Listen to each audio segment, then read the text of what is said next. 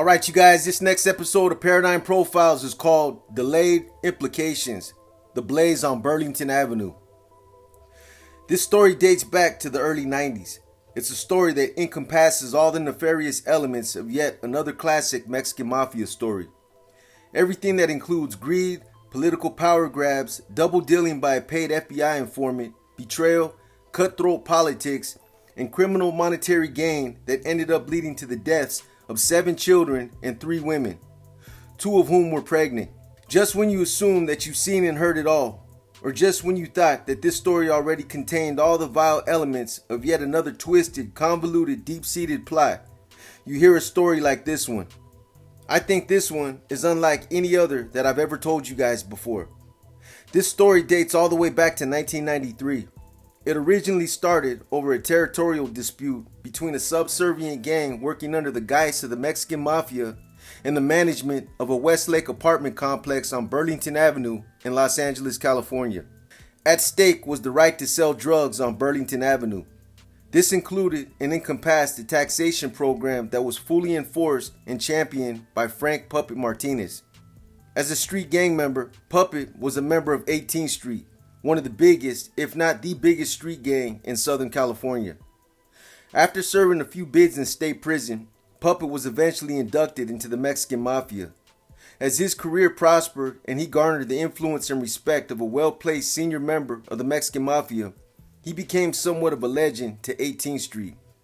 If you were an 18th Street gang member back in the early 90s, you knew who Puppet was.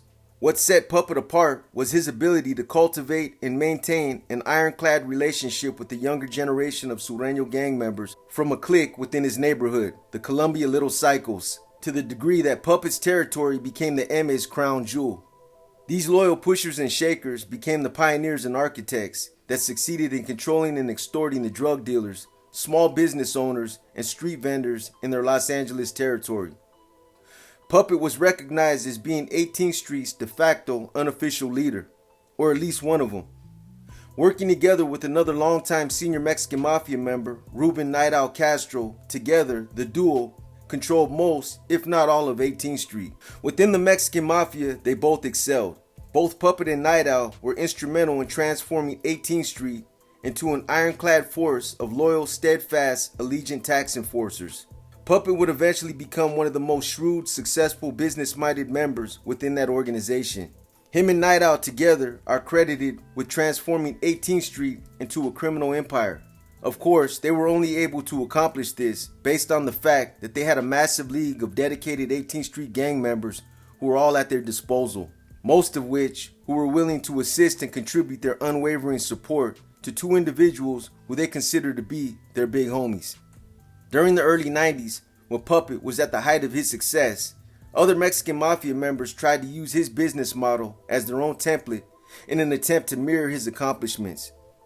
However, many of them failed, as they didn't have the same type of massive manpower base like Puppet did. He was said to have been generating as much as $40,000 a month, all derived from criminal activity. During a raid, authorities confiscated a stash in excess of $440,000 from the home of one of Puppet's relatives. This was just a small fraction of money that the 18th Street gang members collected in conjunction to their criminal enterprise. It's believed that this $440,000 was Puppet's nest egg and that this was money that he was saving for himself. Night Owl, on the other hand, controlled 2 of the cliques associated with the 18th Street gang, the Shadow Park Locals and the Hoover Locals. In 2008, he was sentenced on charges of having run those gang cliques from the federal maximum security prison in Florence, Colorado, where he is serving multiple life sentences. Puppet was also the subject of his own indictments. He was found guilty of operating a racketeering enterprise out of his own prison cell, relying on his wife, Janie Garcia, as his trusted surrogate and field commander. Not your typical Leave It to Beaver type of people, as his gangster underlings affectionately referred to Puppet and his wife Janie as Dad and Mom. This all took time during a pivotal period in the history of Southern California's Sureño gangs. A lot of people don't know this, but it was actually the 18th Street Clica who developed and refined the concept of extorting drug dealers with rent or taxes. More so, Puppet not only knew how to manage drugs and money with organized regularity, but he also knew how to covet the civilians in the community and garner their assistance. This was something that helped Kingpin Pablo Escobar become so successful? He gained the loyalty of all the people in his community by helping them and showing them that he cared about their well-being. He poured money into their communities. He had truckloads of food and supplies brought in to help the poor and impoverished. In essence, he became to be sort of a modern-day Robin Hood who was very generous with his money. This is thinking outside the box. Puppet definitely wasn't likened to be any kind of modern-day Robin Hood, but he devised a system that procured the same results. Instead of having to worry about the little old ladies that sold homemade tacos and cucumbers calling the police and complaining about all the criminal mischief they had witnessed, instead, they alerted the street crews about the presence of the police and worked hand in hand to cohere the neighborhood. When you can get all the small mom and pop restaurants, the local merchants, and the people who reside in the community to unify and work together in cohesion, it's practically impossible to infiltrate or encroach upon an operation like that. 18th Street is composed of many different subsets, all of which Puppet maintained his influence over. But the Columbia Little Psychos were at the forefront and were credited with being instrumental in his success. Their turf is Westlake, a teeming district just west of downtown Los Angeles. Its residents, many of them Central American immigrants, crowd into the aging, decrepit apartment buildings. Vendors line the sidewalks, selling everything from chicharrones and homemade tortillas to costume jewelry and counterfeit documents. And part of that territory on Burlington Avenue included the Westlake apartment complex, the same one that's at the cusp of this story. At one point, the management for the Westlake apartment complex was on the payroll and was in full collusion with the Mexican Mafia's kickback program. They were working together with not only the dealers, but also with the enforcers, and they knew exactly what was going on. The dispute kicked off and was spearheaded by an individual named Ramiro Greedy Valerio. As a youngster, Greedy was jumped into Rockwood, a neighborhood street gang that was formed at Virgil Middle School by several students who banded together for protection. Ironically, back in those days, it was common for most members of Rockwood to have older brothers, fathers, uncles, or other family members from 18th Street. Greedy was no different. He was the youngest of 4 brothers, and 2 of them were from 18th Street. Coincidentally, Rockwood's arch rivals just so happened to be 18th Street Columbia Little Psychos, Temple Street, and the La Mirada Locos. These were the gangs that they were at odds with. Wherever they seen each other, regardless of who they were with or what they were doing, it was on sight. Years later, when Greedy was still a young teenager, he crossed over and joined his brother's clique, the Columbia Little Psychos, a subset of 18th Street. In his younger years, he joined Rockwood because of the camaraderie and because of the peer pressure. But as he got older and he began to understand the real concept of gangbanging, he decided to join his brothers and become a Columbia Little Psycho. Besides that, he no longer had the desire to be a part of an opposing gang that was rivals with his brothers. In the early 90s, drugs were still being sold on the streets in the old traditional way. You had street dealers that conducted toilsome hand-to-hand drug transactions. In order to become a successful street dealer, you had to possess the skills of an aggressive car salesman who knew how to pitch your product. It was fierce. Back then, you'd stop your car in the street and you'd have 5 guys running up to your car who were all trying to give you a better deal and who all said that they had the best shit. As you can see by this video, most of these guys are all youngsters, but the streets raised them. It was all about survival of the fittest. You either swam or you sank. Most of them were just trying to make enough money to put some food on the table.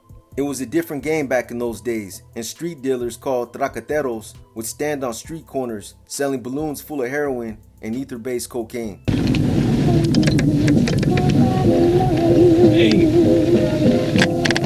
Hey, when you guys gotta give me a deal that's for $30, man. Look at right here, look at bro. Look at this shit.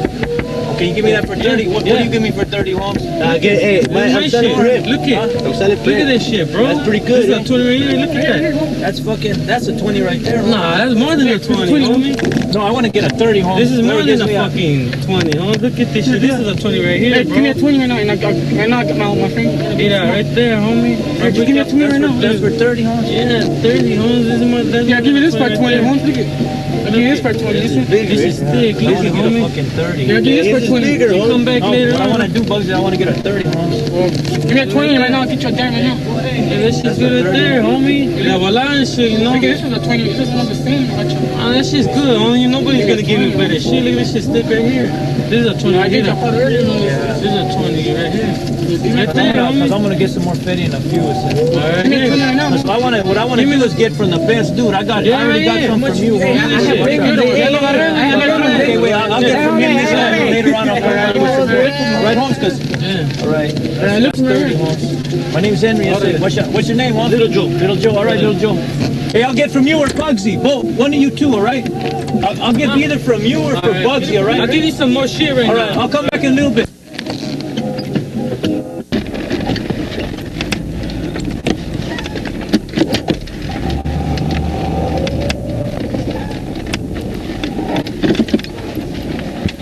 What you want? Give me a 20, Holmes. You got the 20? Yeah. All right. My name's Henry, Holmes. All right, mine's Chico. Just have Chico whenever. Órale, I'll do you up, Holmes. All right, homie. All right. Later.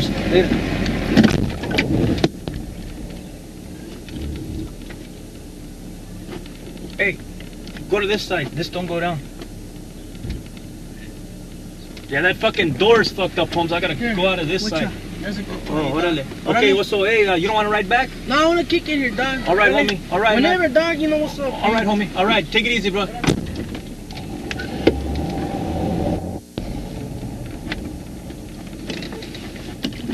What's up, Benny? What's up, Holmes? Trying to sell it, Bill. Let me just drive around the block. Trying to sell it, Bill. Wait, I'm trying to make my own shit again, eh? Got a couple bucks saved, eh? Here and there. Fucking shit. I'm trying to quit it, eh?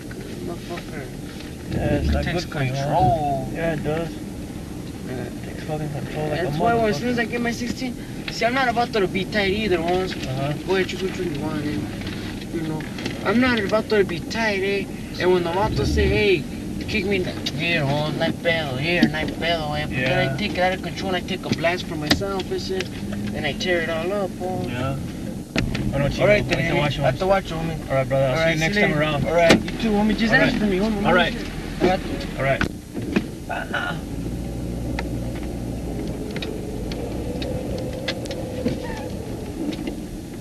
Right. Drop me off over there, yeah? All right, por favor. What's up? Can I meet you before, Holmes? I'm Henry. All right, fuck. Yeah, I wanted to fucking see a fucking Chino de Chico, man. They got a Chino? fucking rock, man. Yeah. You know what a scored good Chiva besides Shorty over here? Oh, that's the only one, eh? That's where I'm going right now. What a Shorty's? Yeah. I'll tell you what. Do me a good deal. Tell you what, you give me a 20, cause I can't turn off this fucking car. It's like, Right here. oh, that's right. You want a 20? Yeah, give me a fucking 20. Well, he sells quinces or whatever. Yeah, he'll give us, last night, I gave him 20. Give me a big old chunk, eh? You want to tell him 20? Park right here. All Yeah, right. yeah, whatever. All right.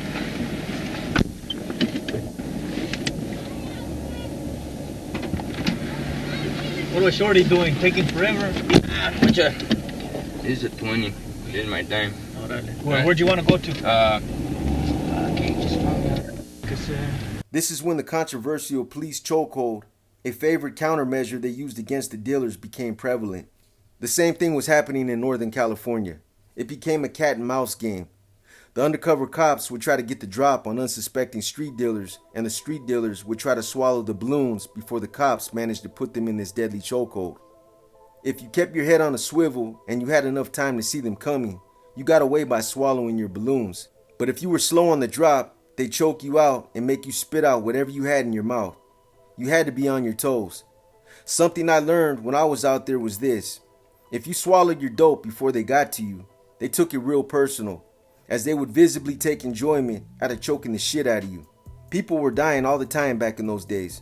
The good thing about wrapping them in balloons is that you could drink a pint of milk to help you regurgitate them back up. That's if you got away. But the early 90s was the era when criminal organizations, mainly the Mexican Mafia, recognized that they could leverage their influence to levy taxes on drug sales. Gangs were ordered to collect rent from drug dealers and other criminals who were operating in their territories. Westlake was an area that the Little Psychos claimed as their own. They had workers that were assigned to work in shifts, and they were under strict orders to sell drugs at fixed prices. Suppressing competition kept prices and profits high. That's how you control the market. After Greedy served time in a juvenile camp, an older, more seasoned gang member from 18th Street named Sinner delegated Greedy with the responsibility of taxing dealers on the corner of Burlington Avenue and 6th Street. This became Greedy's primary responsibility in that area, and this also made him feel like he was serving a real purpose for his neighborhood. He took it serious, and he actually excelled at it. As a youngster, Greedy had to go above and beyond what the average gang member had to do in order to prove himself. This is because of his outward appearance. He definitely didn't fit the image of a typical gang member. And because of this, he had to overcompensate and was always fighting in school. Due to a degenerative eye condition that was hereditary, he always had to wear thick bottle cap glasses. This even continued later on into his adult years. Later, when Sinner and one of Greedy's older homeboys got arrested, Greedy took on more of a proactive role. He learned not only how to become an effective tax collector, but he also learned how to exert his influence over some of the other Little Psycho gang members, and this helped him elevate. The more important thing is that he also captured the interest of Puppet. The way he did that was by doing something that's guaranteed to capture the interest of any Mexican Mafia member, by being productive and becoming one of Puppet's biggest earners. Once Puppet realized the potential that Greedy had, Puppet had him working directly under him as a direct liaison. Two other highly influential 18th Street gang members also worked closely with Greedy, and they both played pivotal roles in grooming him up. Juan Termite Romero and Anthony Coco Zaragoza acted as the brains and muscle for the Little Psychos. Termite laced Greedy up. He passed down everything he knew to him. He taught him how to walk and talk like a gang member, and he even taught him how to drive a car. Coco, known to be a hitter, gang parlance for someone who has a strong propensity to commit acts of violence, continued to set examples for Greedy and proved why violence within this lifestyle was so important. Unfortunately, this is the only picture I have of Coco. I haven't been able to find any other pictures of him out there. So like I said, Coco had a reputation for putting in a lot of work in the hood, and most of his ops feared him. Termite and Coco were both older than Greedy, and he had a deep admiration and respect for them both. These were two of his older homeboys who he looked up to, and he always tried to emulate them. But as Greedy elevated his game and was taken under Puppet's wing, he couldn't wait to showcase his own style of tax collecting that was all done for the benefit of the Mexican Mafia. Prior to the change, the Westlake apartment complex was kind of like an established safe haven and a security caveat for the Colombia Little Psychos and the Traqueteros. The street dealers would not only use the complex to cut, bag, sell, and safe house their dope, but they also used it as a fortress to escape the wrath of the local police whenever they came through trying to catch the dealers. All the dealers had keys to the doors as well as the security codes so that they could gain rapid entry and run into the building as soon as the cops showed up. But the new management changed all the codes, switched out all the locks, and started working with the police in an effort to get these guys arrested. This obviously didn't sit well with Greedy or any of his fellow constituents. Aside from feeling disrespected, it also disrupted the flow of business. And the domino effect traveled all the way up the chain, hitting the Mexican Mafia where they don't like being hit, in their pockets. So something had to be done. Greedy and some of the Little Psycho solution was to send a crew of enforcers into the complex to beat up the new manager, and that's what they did.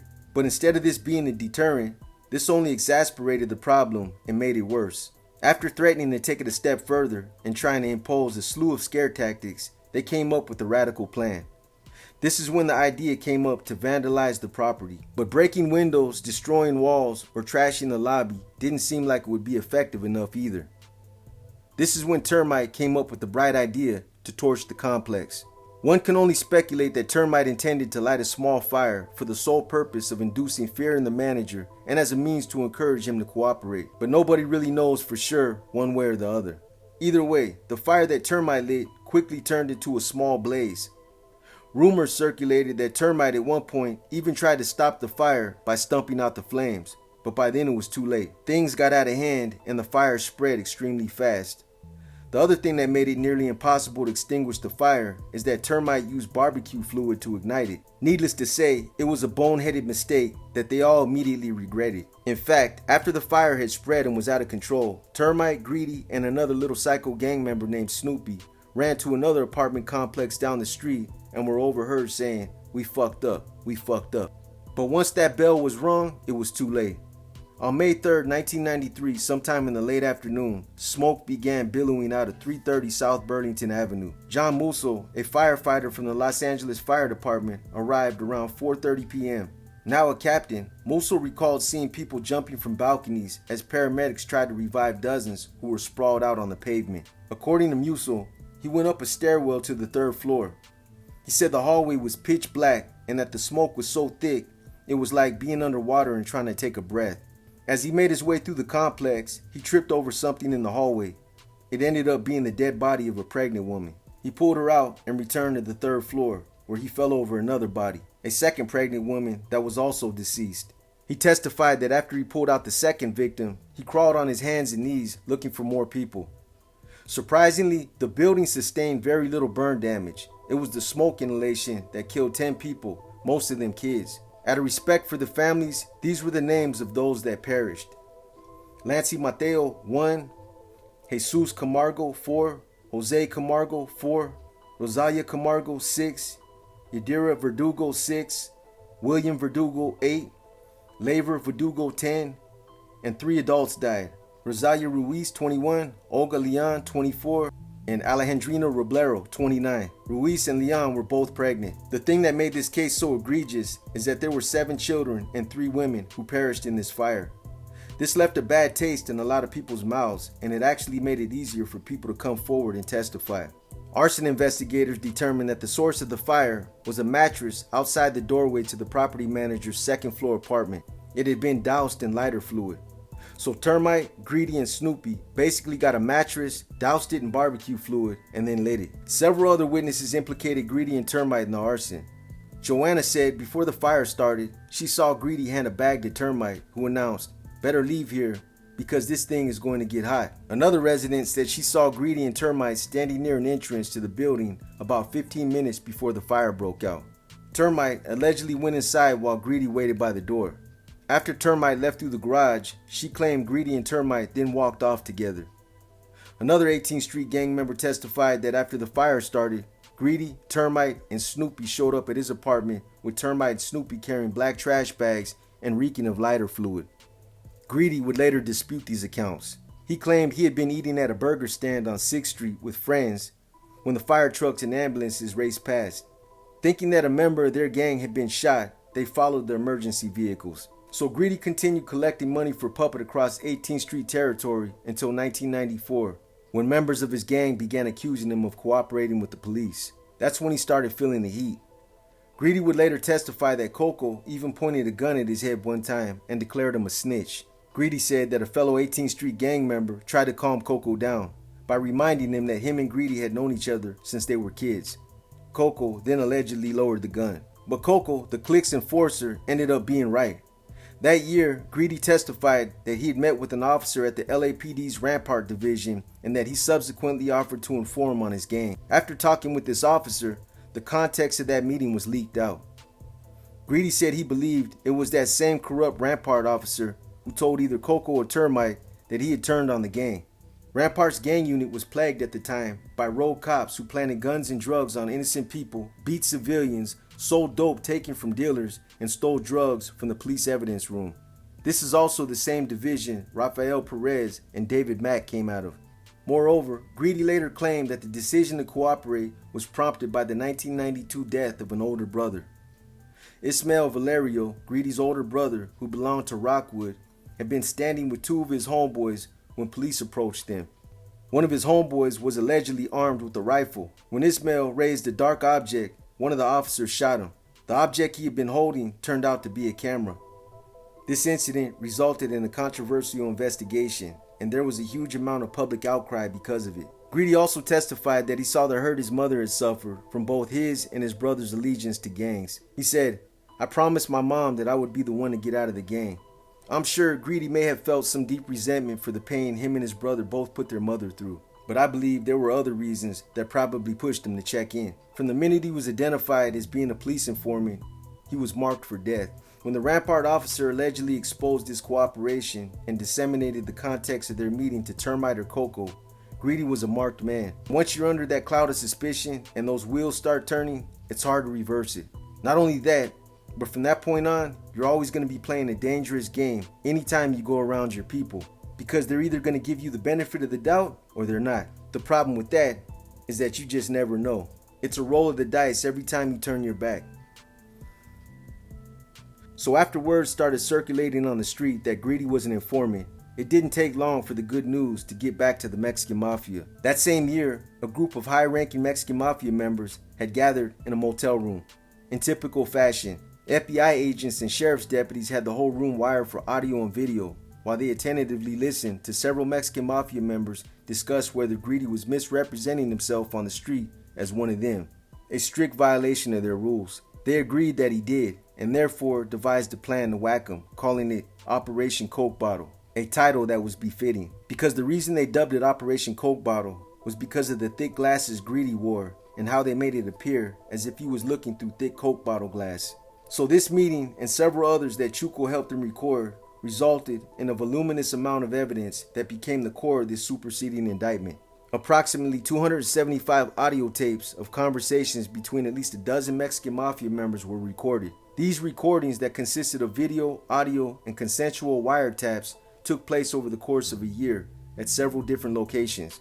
They were either at different motels, at the Los Angeles County Jail, or Pelican Bay State Prison. This group of Mexican Mafia members had a long list of targets that also included Frank Puppet Martinez, Greedy's boss. This came as a jaw-dropper to a lot of people, especially to those from 18th Street, as Puppet was considered to be a prestigious figure who had earned his position as their leader. But rumors were apparently circulating that Puppet and Greedy were generating huge amounts of money and that they were keeping a lot of it for themselves, that they weren't sharing the dividends, and this was supported by the fact that there was a lot of money that was unaccounted for. It didn't help Puppet that one of his close relatives was raided and that $440,000 in cash was confiscated by the task force either. But in all actuality, Puppet was extremely generous and was kicking back more than what policy required. The real issue was he was generating so much money and became so successful back then that they just weren't accustomed to seeing those kind of numbers and thus assumed he was misappropriating some of the profits. None of the other members who were in that motel room had come anywhere near as big as Puppet got, and because of that, they had no concept of managing money on that level. Some of it was also rooted on hate and envy.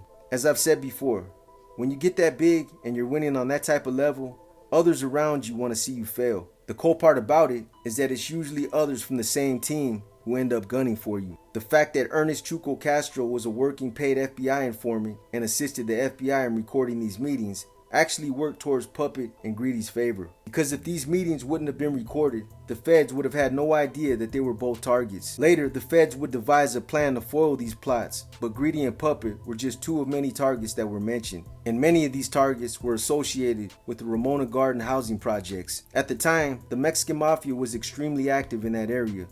In fact, most of the murders took place there as well. Smilone had the Ramona Garden sold up. He had a handful of runners pushing his dope out there. So this territory was safeguarded. Some of the MA members present at this meeting were Randy Cowboy Therian, Juan China Boy Arias, David Smalion Gallardo, Alex Pee Wee Aguirre, Raymond Weddleshai Shrayak, Jesse Moreno, Ruben Thupi Hernandez, Ruben Night Owl Castro, Daniel Black Dan Barella, Raymond Champ Mendez, Joe Shaky Joe Hernandez, and of course, the one who was working with law enforcement, Ernest Chuco Castro. This is a brief synopsis of the dialogue that was recorded throughout different points of the investigation. When they started talking about who was on the list and who needed to be sent to Brazil, they started with the former Mexican Mafia member by the name of Michael Flaco Perry. Flaco was a target they intended on killing for supposedly engaging in some type of inappropriate sexual behavior in front of a female associate's children. Chuco supposedly asked Charlene to let Flaco stay with her as a favor because he didn't have a spot of his own. He'd just gotten out of prison, so he was just supposed to stay there for a few days. But while he was there, this is when he engaged in this deviant behavior.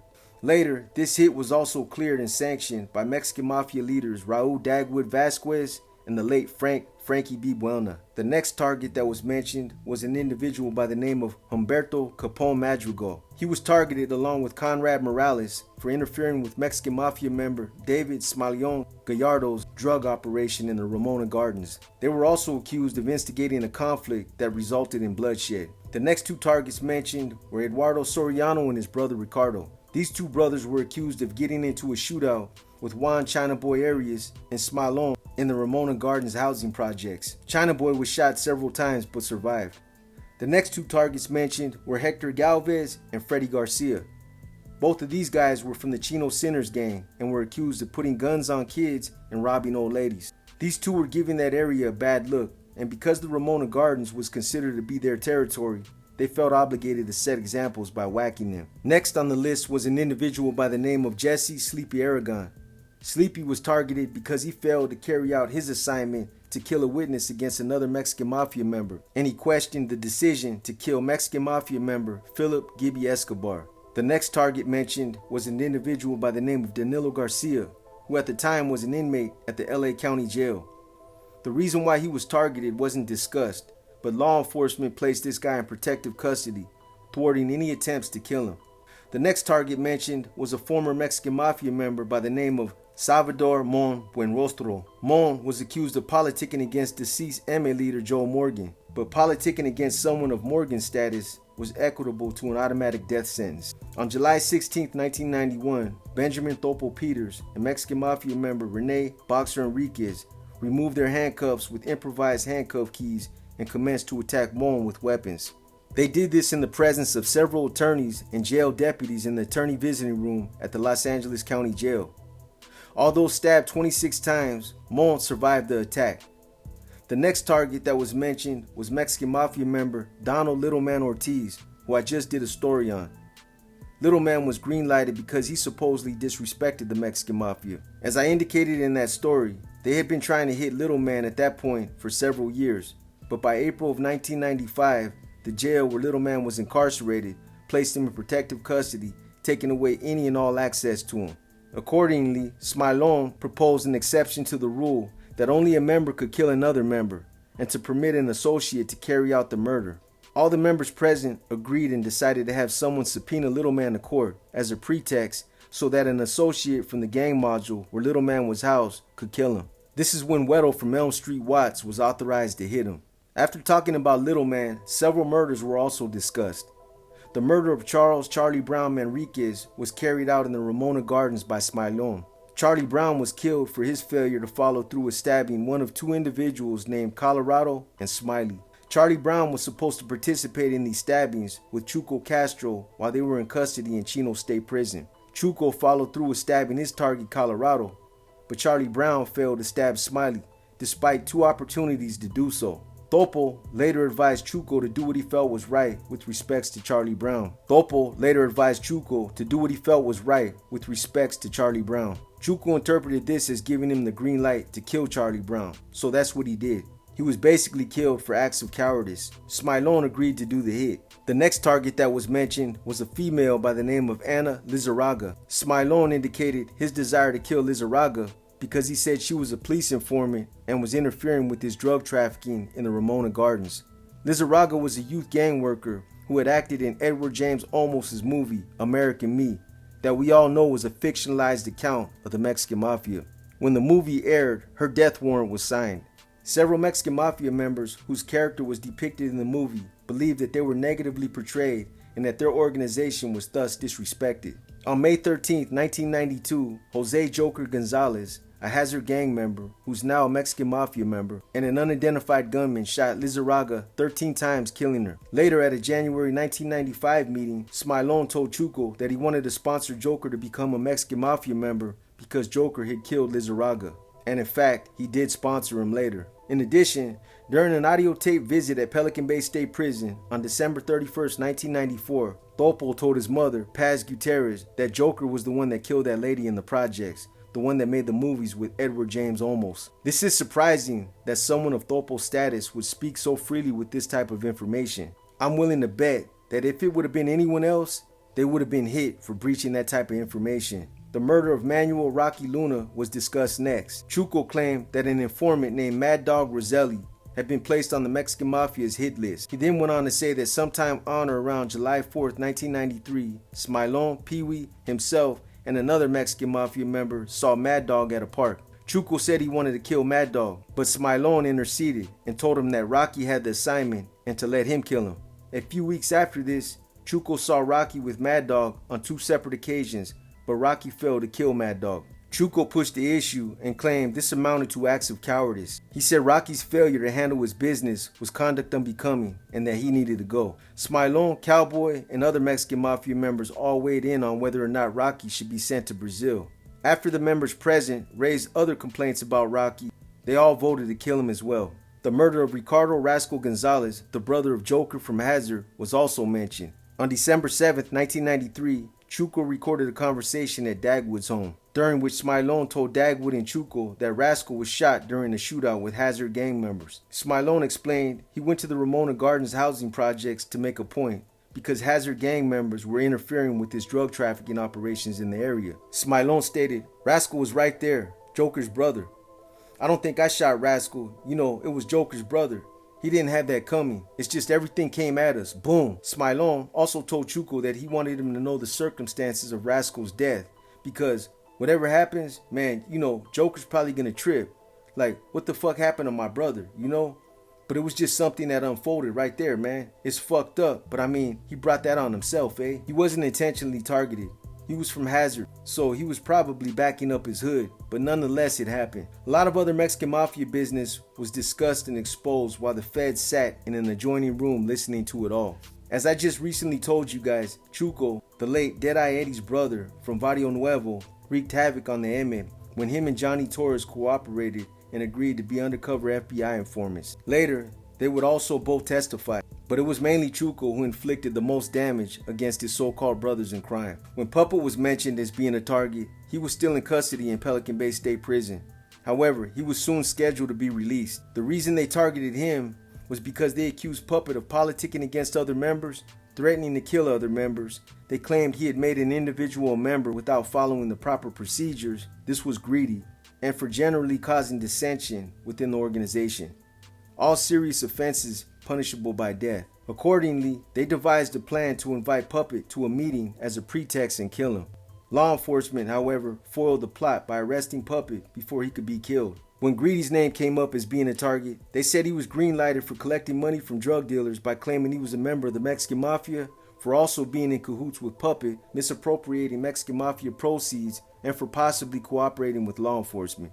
Night Owl had devised a plan to kill Greedy while in custody, and he proposed this plan to the others while they were at this meeting. Law enforcement, however, intercepted these calls and foiled Operation Coke Bottle by placing Greedy in protective custody. During Greedy's trial, Joanna, who I had mentioned earlier, would later testify at Greedy's trial that she initially gave Greedy a car and paid him and Termite about $7,000 a week. By 1993, she said the weekly figure had risen to $25,000. Joanna also testified that she complained to Greedy and Termite about the building's property manager, who had gone to police and changed the locks to keep the dealers and gang members from fleeing inside when the cops showed up. Coco's former wife took the stand and recalled that Greedy had said a beating from the gang had failed to bring the property manager in line. We should set a little fire, she remembered Greedy saying, a fire to scare them. Greedy was ultimately convicted in 2022 for setting the fire that killed 7 children and 3 women, 2 of which were pregnant. Seeing the writing on the wall and considering his own self-preservation, Greedy agreed to cooperate and testified at his trial as well. He testified that he met Termite after joining the Columbia Little Cycles gang when he was just 15. According to Greedy, Termite bought him clothes and taught him how to dress like a gang member. Although Greedy had maintained his innocence from the onset, he was convicted last year of 12 murders and sentenced to LWOP, life without the possibility of parole. The 12 murders included the 7 children and 3 women who all perished in the fire. Later, he was charged with 2 additional murders as 2 of the women that died were also pregnant. Termite, on the other hand, continued working hand in hand with Coco, and they eventually became Puppet's 2 top enforcers. In September of 1994, Termite and Coco took out 2 individuals in MacArthur Park, Carlos Truco Lopez and his girlfriend, Donatella Contreras. Truco was green-lighted by Puppet for trying to encroach on their territory. His girl, Donatella, was killed simply because she was in the same car. She was basically collateral damage. After catching the 2 bodies, Termite and Coco both rose rapidly in the ranks. Termite became the most productive rent collector in the organization, delivering about $40,000 a month to Puppet's wife Janie and pocketing about $8,000 for himself. According to a letter written by Coco, Puppet paid Coco a hefty allowance for being his top chief enforcer as well. In a letter he wrote to Janie, he said, "Please express my appreciation to Dad for giving me a weekly allowance. His weekly allowance was $5,500 a week, or $286,000 a year. In March of 1999, the FBI raided Janie's home and her relatives, seizing the cash that she and Puppet were hoarding. Not realizing that the search grew out of information gathered through wiretaps, Janie and Coco began looking for the rat in the ranks. Janie openly speculated that it was Termite.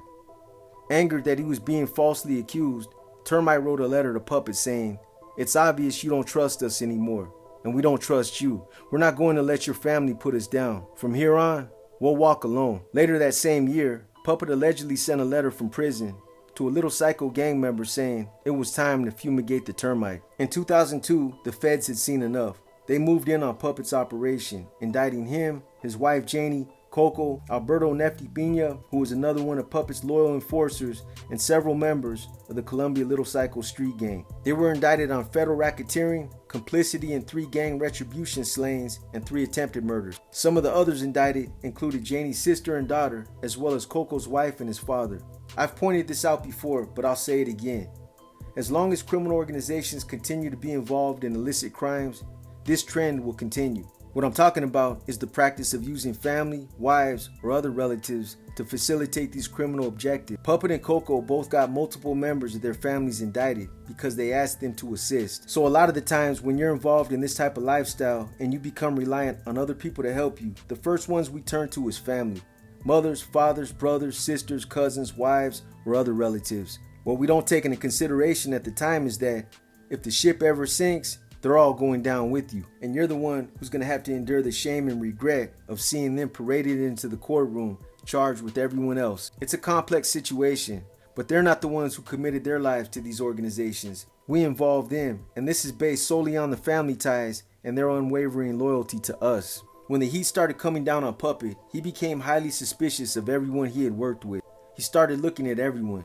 For whatever reason, he eventually set his sights on Termite. In October of 1999, after Janie told Puppet of her suspicions, he fingered Termite, who he also referred to as Fail, as the rat, and mailed a kill letter to members of the Columbia Little Psychos, directing them to take him out. The feds intercepted the letter, but this is it verbatim. "I received your letter, and I was very pleased to know that I have a good and loyal nephew who recognizes what's good and what's bad. Especially when a stupid rat and traitor thinks he's going to do whatever he wants. He did the opposite, for his convenience, and to take advantage of my love and everything we've been through to keep that car running. So I'm not going to forgive that damn rat, and he has to be fumigated, so he don't do no more shit to hurt us with his yap. Don't chicken out. Men and loyal soldiers aren't made or borrowed. We're born that way, true from birth, and it's something that Fail doesn't have. If he betrays me, just imagine what he's going to do to you guys if you let him. Be careful and remember that you have me and my good brothers and good soldiers from the neighborhood, and that Fail is completely alone." At the end of the letter, Puppet writes, "We do everything with unity, but those like Fails can just go to the cemetery. With much affection, your uncle." On November 1st, 1999, Termite and his driver were shot multiple times. They survived, but from that point on, Termite started cooperating with the FBI and the U.S. Attorney's Office. 6 days after Termite was shot, Janie spoke with Puppet by phone and told him the house had to be fumigated again. She was basically telling Puppet that the hit was a fail and that they had to make a second attempt. But Termite didn't wait around for that second chance. After Termite testified against Puppet, his former boss, he also testified as a star witness in a separate racketeering case against 18th Street. Termite also confessed that him and Coco murdered Truco and his girl Donatella in MacArthur Park, and that it was done for the benefit of the Mexican Mafia. That Truco was encroaching on their territory, something Coco adamantly denied. I'm not sure what Coco's status is today, but I know he was the only defendant who testified in that trial. During his testimony, he admitted to collecting about $5,000 a week in rent money from drug dealers who operated in their area, but he denied taking part in any murders. Like I said, I'm not sure what Coco's status is, but I don't see how he could be in good standings after making those admissions. So when Termite concluded testifying in these cases, he was a marked man. He knew he obviously couldn't go back to his old haunts, and in fact, he wouldn't have been safe anywhere in Southern California. By then, his face had been plastered all over the media, and his name was all over the streets. There were thousands of youngsters out there who were salivating at the chance to earn their bones running into a target like Termite. Because there was a real threat, and he was targeted for death, federal prosecutors offered him the option to go into witness protection. Termite, knowing that this was his only chance at living somewhat of a normal life, opted to go. So at some point, he was whisked off into the witness protection program and began living under an assumed name. And for someone like Termite, the prospect of going back to prison or getting caught back up in a case that would send him back to prison was his worst nightmare. It's probably a nightmare that he's had several nights over the course of the last 31 years. He managed to keep his nose clean and stay out of trouble all that time because he knew that a prison sentence for him could very well mean a death sentence. But then, almost 31 years after the incident that took place on Burlington Avenue at the Westlake Apartments, his worst nightmare would end up playing out. After all this time had elapsed, the Los Angeles County Prosecutor's Office brought Termite out of hiding, alleging that it was him who actually set fire in 1993 to the crowded apartment building that killed 7 children and 3 women, 2 of which were pregnant. But bringing him back wasn't a simple task.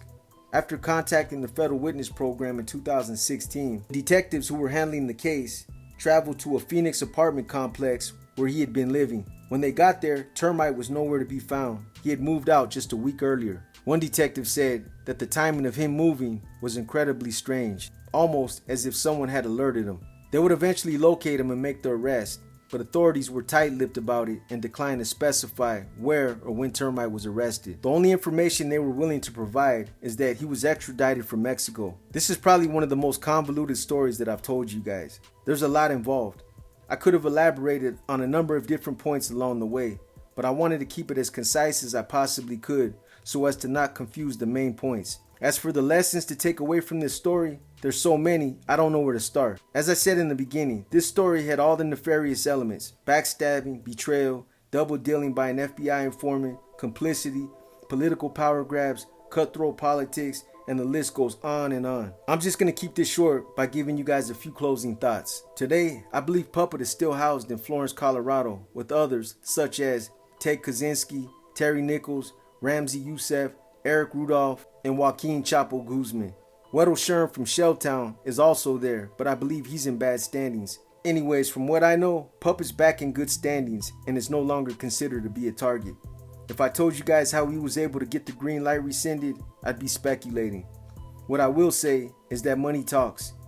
Money is the antidote or the kryptonite for criminal organizations like the Mexican Mafia or the Nuestra Familia. Sometimes if you have deep pockets or you use your wealth to subsidize, all will be forgiven. I hope you guys enjoyed this episode of Paradigm Profiles. If you guys liked this episode, give it a thumbs up. If you didn't like this episode, give it a thumbs down. But either way, drop a comment and let me know what you think. As always, I want to thank all of you for tapping in and for continuing to support the channel. I've got more stories dropping, so stay tapped in for the next one. Anyways, as this one goes out, I'm already working on the next one. I'll be doing a live sometime soon so that I can address a couple of things that you guys have been asking about in the comments. You guys enjoy the rest of your week and keep pushing that positivity. With that said, this is your boy B, and I'm gone.